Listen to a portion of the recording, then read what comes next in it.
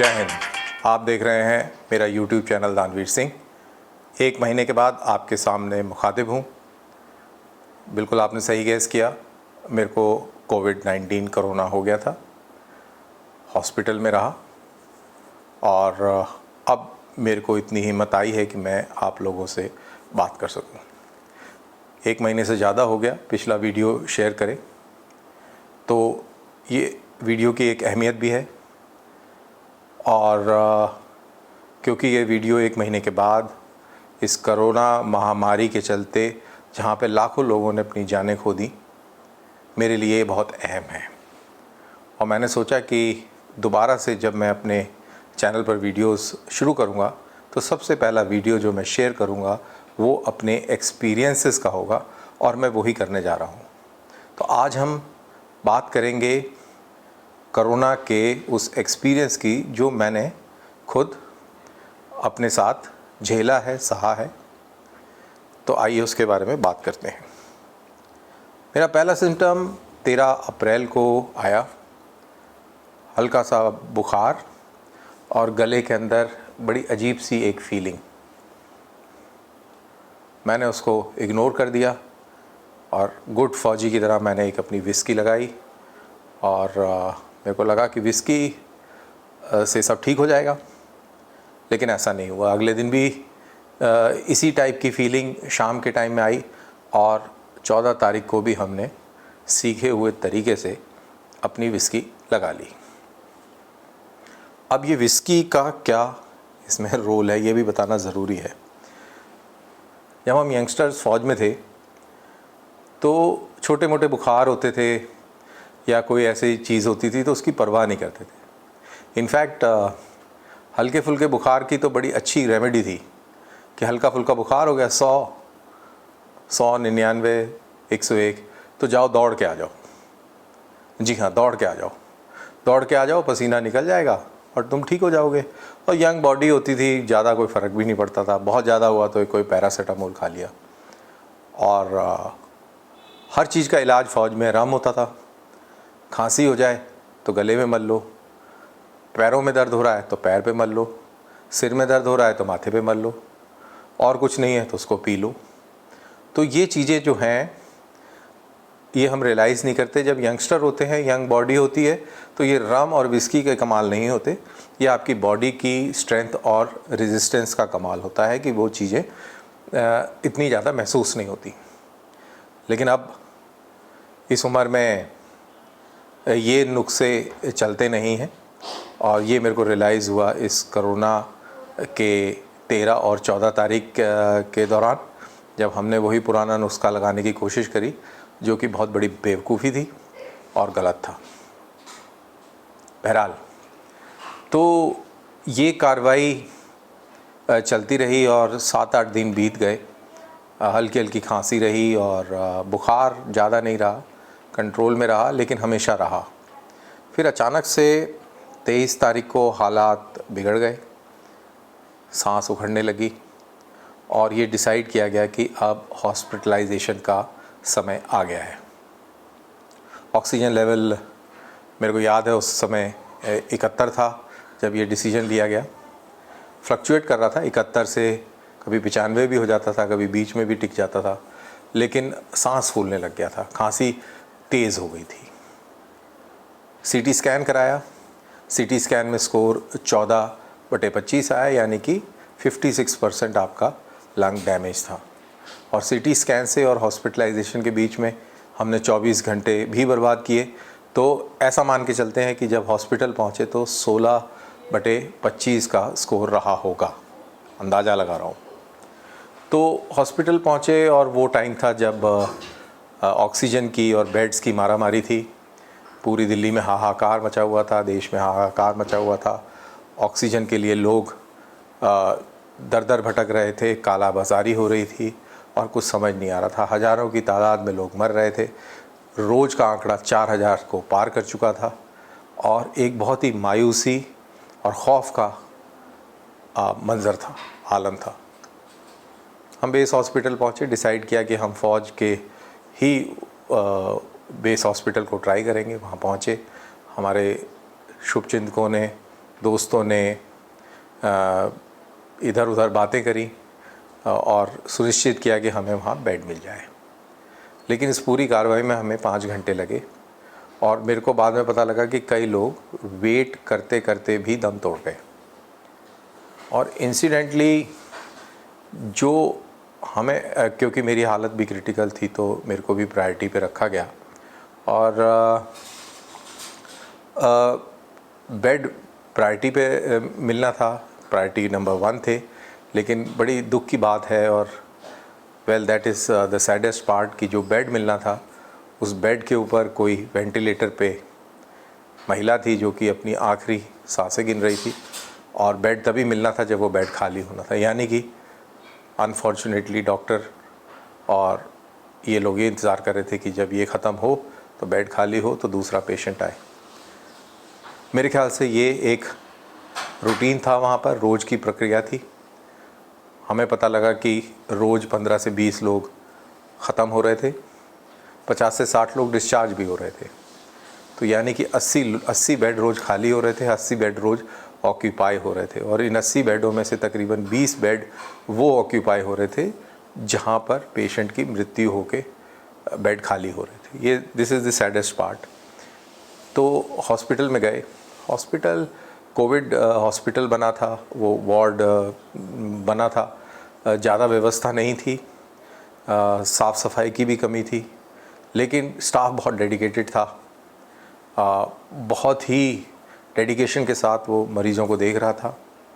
और मरीज़ों की संख्या, मैं आईसीयू में था तो वहाँ पर बहुत क्रिटिकल मरीज़ थे, कोई रो रहा है, कोई करा रहा है और एक बहुत ही अजीब सा एक माहौल था।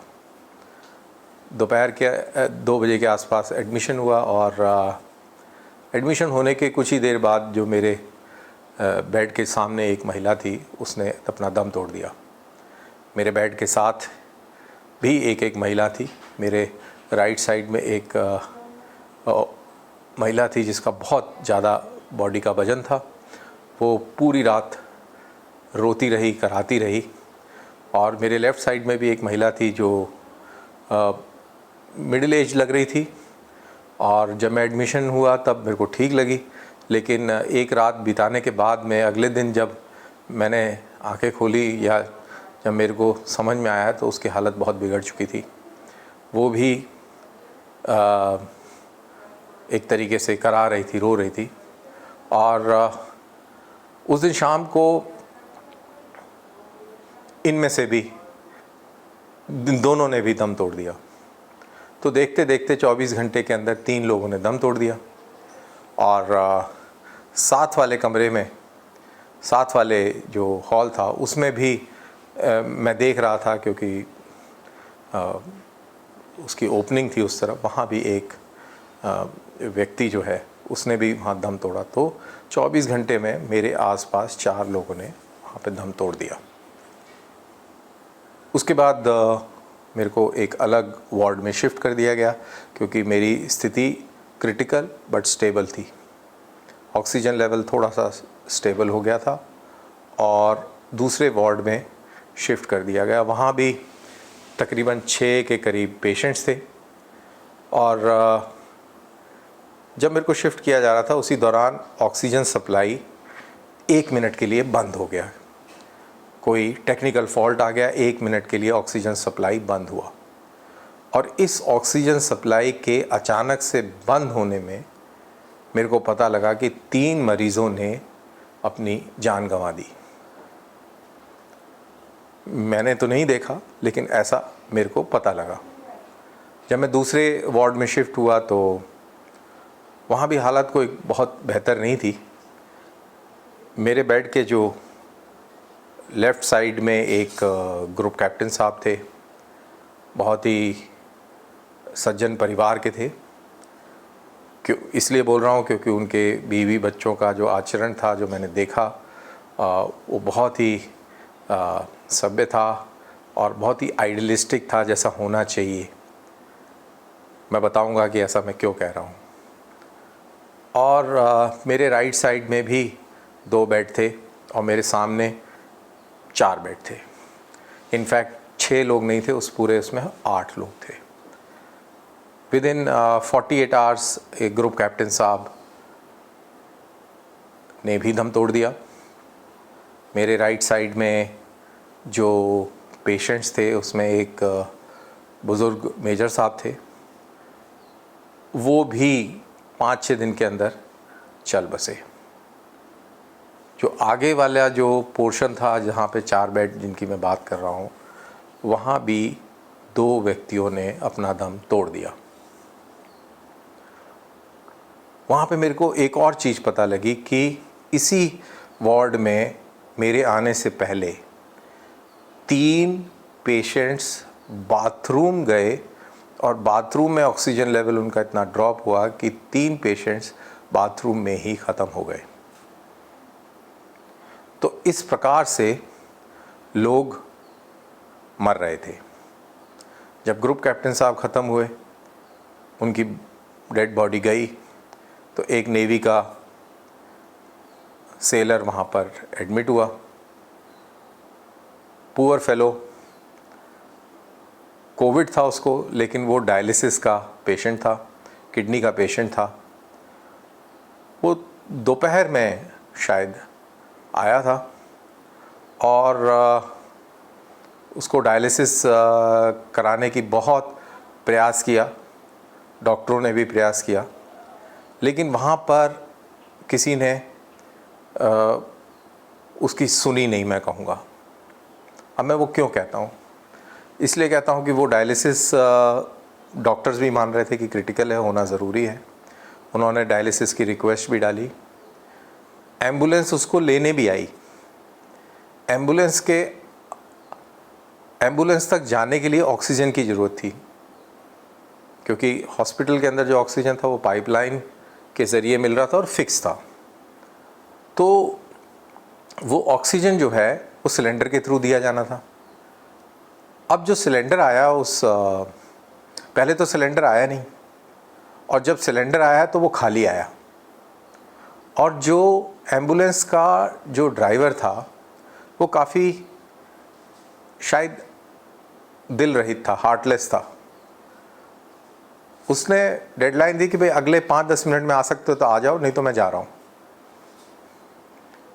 इस सेलर के जो बालक थे, लड़के थे, वो इधर उधर दौड़ रहे थे कि किसी तरह भरा हुआ सिलेंडर मिल जाए, और बड़ी मुश्किल से उनको मिला भी। लेकिन वो एम्बुलेंस ड्राइवर अपने एरोगेंस में इस पेशेंट को लेके नहीं गया। डायलिसिस नहीं हुआ, बोला गया कि अब कल होगा। लेकिन कल किसने देखा?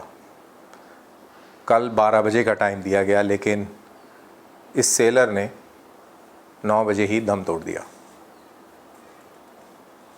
पता लगा कि ये सबमरीनर था, पूरी ज़िंदगी अपनी सबमरीन्स में काम करा इसने। सोच सकते हैं कि कितना मज़बूत दिल और इरादे का व्यक्ति होगा, क्योंकि सबमरीन्स में काम करने के लिए फौलादी दिल और एक मज़बूत दिमाग की आवश्यकता होती है। तो ये एक सेलर था। एक मेजर साहब थे, पुराने बुज़ुर्ग, उनके बड़े सक्सेसफुल बच्चे थे।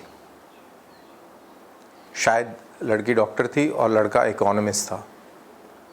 खुद ही बोलते थे कि मनमोहन सिंह की सरकार में वो इकोनॉमिक एडवाइज़र के तौर पर भी काम कर चुका है, मनमोहन सिंह का।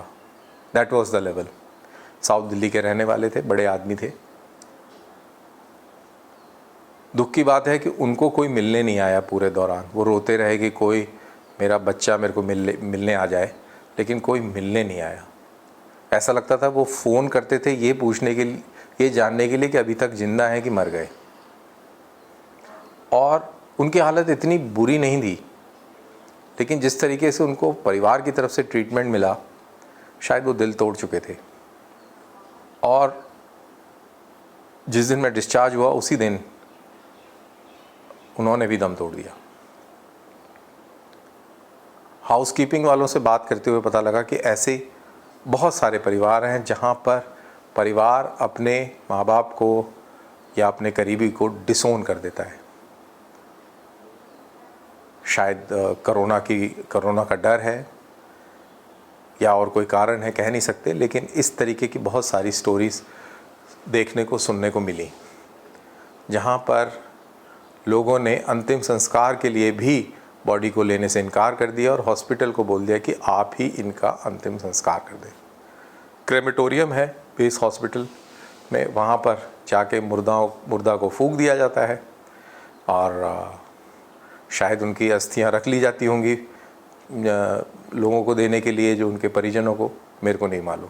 बहरहाल तरीका यही है कि कोई क्लेम नहीं कर रहा है बॉडी, तो आप जाके उसको फूंक दें, जला दें।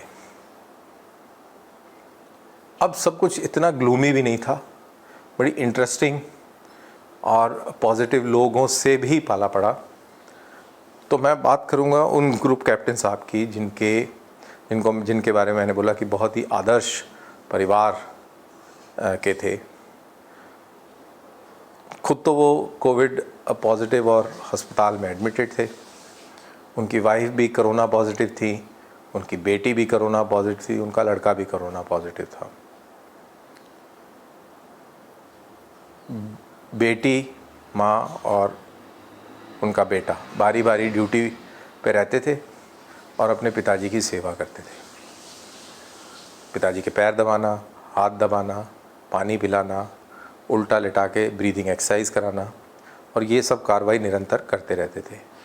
और अपने ही फादर की नहीं, बाकी पेशेंट्स की भी पूरी भरपूर हेल्प करते थे।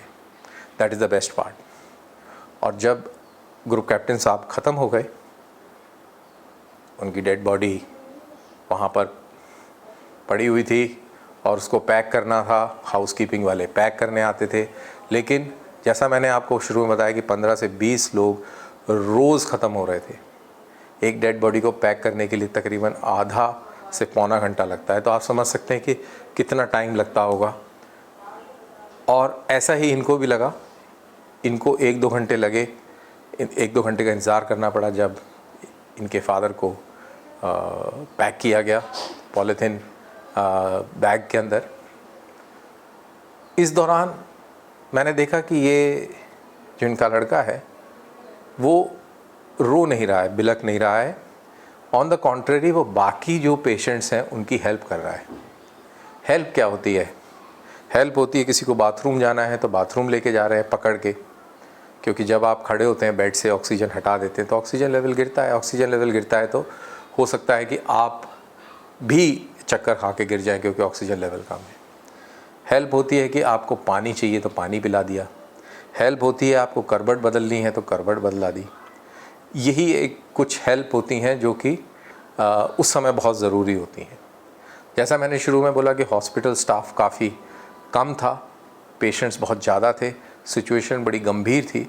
तो एक जो पर्सनलाइज्ड जो केयर होती है, जनरली मिलिट्री हॉस्पिटल्स का माहौल बहुत बड़ा स्ट्रीमलाइंड होता है। वहाँ पर सिविल हॉस्पिटल की तरह नहीं है कि वहाँ पे कोई नहीं पूछ रहा है, वहाँ पे पूछने वाले बहुत होते हैं। लेकिन अनफॉर्चुनेटली सिचुएशन ऐसी थी कि वहाँ भी सिविल अस्पतालों की तरह सा ही ऑलमोस्ट हाल हो गया था। तो जिस लड़के की मैं बात कर रहा हूँ कि जो इतने लोगों की हेल्प कर रहा था, नाम ईशान है। ईशान जैसे कई सारे और भी मेरे को मिले। सुमीत मिला, सुशील मिला। ये लोग अपने फादर की सेवा कर रहे थे, औरों की भी सेवा कर रहे थे, हेल्प कर रहे थे। और इन सब को देखकर बड़ा अच्छा लगा कि हाँ, ऐसे लोग भी हैं। जहाँ एक तरफ ऐसे बच्चे हैं जिन्होंने अपने माँ बाप को अबैंडन कर दिया, वहीं ऐसे लोग भी हैं जो अभी भी आज के दौर में श्रवण कुमार की तरह अपने माता पिता की सेवा कर रहे हैं। ऐसे माहौल में 8 दिन रहने के बाद जहन पर, साइकोलॉजी पर बिल्कुल असर पड़ता है और एक बड़ी अजीब सी एक फीलिंग आती है। आपका नज़रिया दुनिया को देखने का बदली हो जाता है। आप के अंदर ईगो लेवल्स और या मटीरियलिज़म जो होता है वो कम होने लगता है। एटलीस्ट मेरे साथ तो ऐसे ही हुआ है।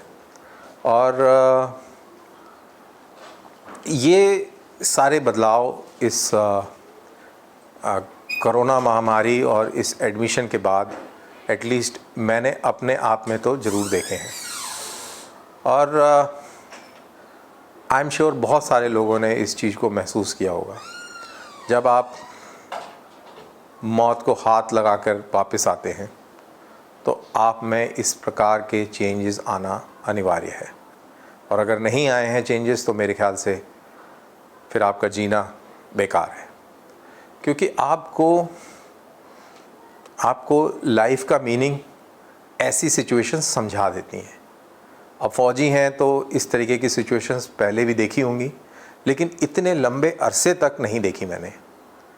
फ़ौज में कभी सिचुएशन आती है मोमेंट्री, लड़ाई हो रही है, गोलियां चल रही हैं, इधर से गोली निकल गई, उधर बम फट गया, टेम्परेरी, ज़्यादा से ज़्यादा उसका सदमा 1-आधा घंटे के लिए रहेगा, फिर ख़त्म, गायब, नॉर्मल। बट यहाँ पर ऐसा नहीं है। 8 दिन लगातार कभी तुम्हारे दाहिने व्यक्ति मर गया, बाएं मर गया, सामने ख़त्म हो गया, चारों तरफ उसी तरीके की बातें हो रही हैं। आपको खुद का नहीं मालूम कि आप वापस जाएंगे कि नहीं जाएंगे। आपका खुद का ऑक्सीजन लेवल फ्लक्चुएट कर रहा है, समझ नहीं आ रहा है कि क्या हो रहा है। अब इस पूरी सिचुएशन से सबका अपना अपना तरीका है डील करने का। मेरा अपना तरीका था। मैंने पूरे इस हॉस्पिटलाइजेशन के दौरान सिर्फ एक बार अपने दिमाग में एक नेगेटिव ख्याल आने दिया, या वो आ गया, और वो ये था कि क्या मैं अपने बच्चों की शादी कर पाऊँगा, उनको बड़ा होते देख पाऊँगा या नहीं। इस थॉट के अलावा, जो कि सिर्फ एक बार आया, मैंने इस प्रकार के किसी भी थॉट को अपने दिमाग में आने नहीं दिया। और ये जब मैं, जैसा मैंने बताया कि दाहिने बाएं आगे पीछे लोग मर रहे हैं, और मैंने अपने आप को बिल्कुल पॉजिटिव रखा। मैंने सिर्फ 2 ही चीज़ें सोची। एक कि मेरा ऑक्सीजन लेवल बिल्कुल ठीक है, और दूसरा मेरे को कुछ नहीं होगा, मैं घर जाना है। इन 2 बातों के अलावा मैंने कोई तीसरी बात नहीं सोची। मैंने कभी भगवान को याद नहीं किया, मैंने कभी कोई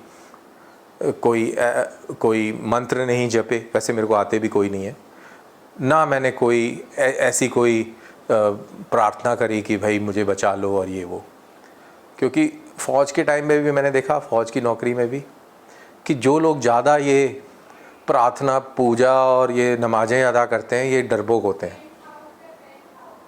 जो दिलेर और बोल्ड लोग होते हैं, वो बहुत कम पूजा पाठ करते हैं, बहुत कम ये नमाज़ें और ये गुरुद्वारे जाते हैं, और बड़े बिंदास किस्म के लोग होते हैं।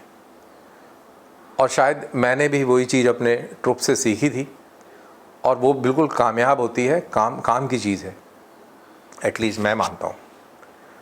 और वही चीज़ मैंने अपने आप में अप्लाई करी, और मैं सफल हुआ। मैं वहाँ से 30 अप्रैल को वहाँ से डिस्चार्ज हुआ, और डिस्चार्ज होने के बाद आज 17 तारीख है, 17 दिन हो गए। मैं ये तो नहीं कहूँगा कि मैं बिल्कुल फ़िट हूँ, अभी भी ऑक्सीजन लेवल 93-94 पर है। रेस्ट पीरियड चल रहा है, और मेरे ख्याल से और चलेगा भी। एंड बट रिकवरी पाथ पे हैं, नॉर्मलाइजेशन की तरफ बढ़ रहे हैं। घर के अंदर ही रहते हैं, कोशिश करते हैं बाहर कम से कम जाया जाए। That's it. यही है हमारी story of corona. And I am sure इस स्टोरी को सुनने के बाद आपको कुछ ना कुछ सीख भी मिली होगी, कुछ समझ में भी आया होगा, कुछ मेरे बारे में भी समझे होंगे, कुछ स्थिति के बारे में भी समझे होंगे कि किस टाइप की स्थिति हॉस्पिटल में थी। And you must share this is an experience that should be shared.